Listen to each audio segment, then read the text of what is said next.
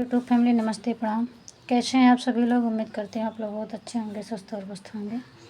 मैं पूनम मोदी सिंगर अपने YouTube channel पर आप सभी का तहे दिल से स्वागत वंदन अभिनंदन करती हूँ।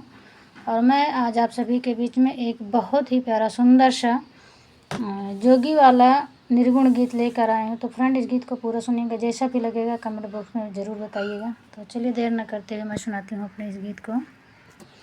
केहू नाही अपना हो, केहू नाही अपना, माया की नगरिया में केहू नाही अपना, माया की नगरिया में केहू नाही अपना।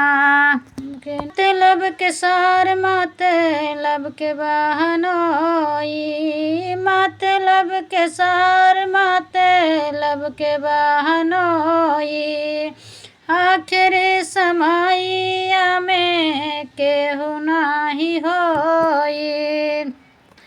कुलले नजर से खाली देखे सब सपना, माया की नगरिया में कोई नहीं अपना, माया की नगरिया में कोई नहीं अपना।